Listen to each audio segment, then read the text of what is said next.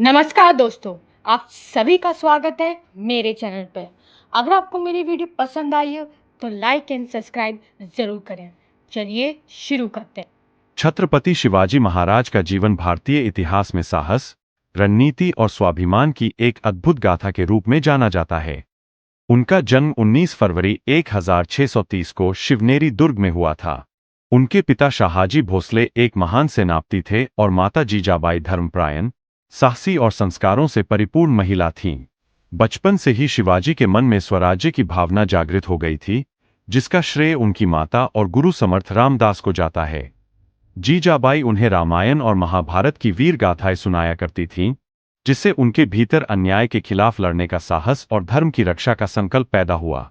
धीरे धीरे बालक शिवाजी ने अपने आसपास के राजनीतिक हालात को समझना शुरू किया और यह ठान लिया कि वे एक ऐसे राज्य की स्थापना करेंगे जहां जनता को अत्याचार से मुक्ति मिले।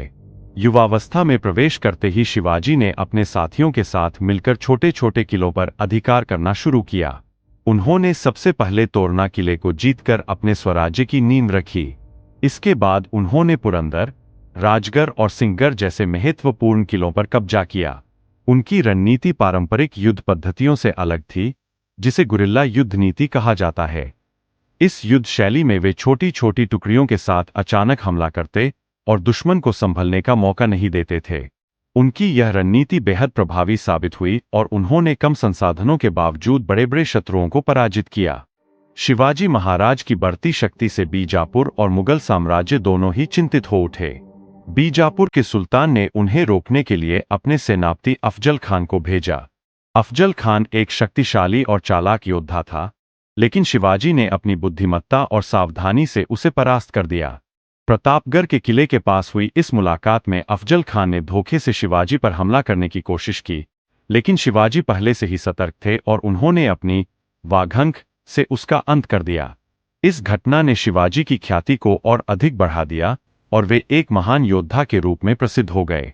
इसके बाद शिवाजी ने मुगल साम्राज्य के खिलाफ अपने अभियान को तेज किया। औरंगजेब ने उन्हें रोकने के लिए अपने मामा शाइस्ता खान को भेजा, जिसने पुणे में डेरा डाला। शिवाजी ने रात के समय लाल महल में घुसकर शाइस्ता खान पर हमला किया और उसे घायल कर दिया। इस साहसिक घटना ने मुगल सेना का मनोबल तोड़ दिया। इसके बाद शिवाजी ने सूरत पर आक्रमण कर वहां से अपार धन संपत्ति प्राप्त की, जिसका उपयोग उन्होंने अपने राज्य को सुदृढ़ बनाने में किया। शिवाजी की बढ़ती शक्ति को देखते हुए औरंगजेब ने उन्हें आगरा बुलाया। वहां उन्हें धोखे से कैद कर लिया गया, लेकिन शिवाजी ने अपनी चतुराई से वहां से भी भाग निकलने में सफलता प्राप्त की।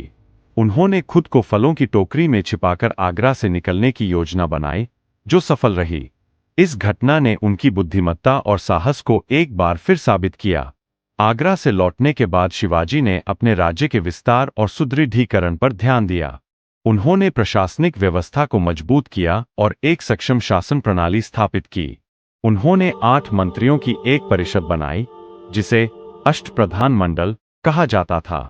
इसमें प्रत्येक मंत्री को अलग अलग जिम्मेदारियां दी गई थीं। शिवाजी ने अपने राज्य में धार्मिक सहिष्णुता की नीति अपनाई और सभी धर्मों के लोगों के साथ समान व्यवहार किया। 1674 में रायगढ़ किले पर शिवाजी का राज्याभिषेक हुआ और वे औपचारिक रूप से छत्रपति बने। यह घटना मराठा साम्राज्य के लिए एक महत्वपूर्ण मोड़ थी। उन्होंने अपने शासनकाल में जनता की भलाई के लिए अनेक कार्य किए और अपने राज्य को समृद्ध बनाया। वे एक न्यायप्रिय और कुशल शासक थे, जो हमेशा अपनी प्रजा के हितों को सर्वोपरि रखते थे। शिवाजी महाराज का जीवन केवल युद्ध और विजय तक सीमित नहीं था, बल्कि उन्होंने समाज में नैतिकता और धर्म की स्थापना भी की। वे महिलाओं का सम्मान करते थे और अपने सैनिकों को भी इसके लिए सख्त निर्देश देते थे। उन्होंने कभी भी निर्दोष लोगों पर अत्याचार नहीं किया और हमेशा न्याय का साथ दिया। 3 अप्रैल 1680 को शिवाजी महाराज का निधन हो गया, लेकिन उनकी वीरता और आदर्श आज भी लोगों के दिलों में जीवित है। उनका जीवन हमें यह सिखाता है कि दृढ़ संकल्प, साहस और सही नेतृत्व के बल पर कोई भी व्यक्ति असंभव को संभव बना सकता है। शिवाजी महाराज न केवल एक महान योद्धा थे, बल्कि वे एक आदर्श शासक, कुशल प्रशासक और दूरदर्शी नेता भी थे, जिनकी गाथा सदियों तक प्रेरणा देती रहेगी।